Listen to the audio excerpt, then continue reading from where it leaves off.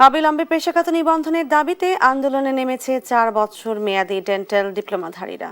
বুধবার সকালে কেন্দ্রীয় শহীদ মিনারে মহাসমাবেশে এ দাবি জানায় বাংলাদেশ ডেন্টাল পরিষদ। এতে অংশ নেয় দেশের বিভিন্ন প্রান্ত থেকে আসা প্রায় 5,000 শিক্ষার্থী ও পেশাজীবী।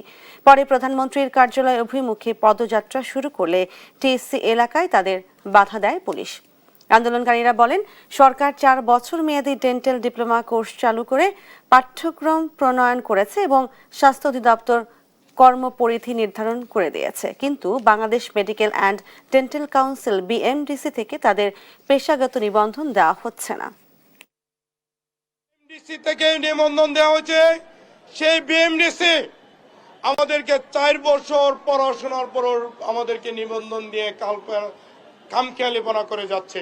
নতুন বিধি করেন, সেই বিধিতে অন্তর্ভুক্ত করে আমাদেরকে রাষ্ট্রীয় কাঠামোতে নিয়ে আসেন। আমাদের এখানে ক্লিনিক্যাল সাবজেক্ট পড়ানো হয়েছে, বাট আজ পর্যন্ত আমাদেরকে সেই বৈষম্য রাখা হয়েছে। বৈষম্যবিহীন বাংলাদেশে এখন আমরা বৈষম্য শিকার। আমরা চাই আমাদের বিএমডিসি প্র্যাকটিস রেজিস্ট্রেশন থেকে আমরা জানি প্রান্তিক পর্যায়ে, গ্রাম পর্যায়ে মানুষের, তৃণমূল পর্যায়ে মানুষের দন্ত চিকিৎসা সেবা পৌঁছে দিতে পারি।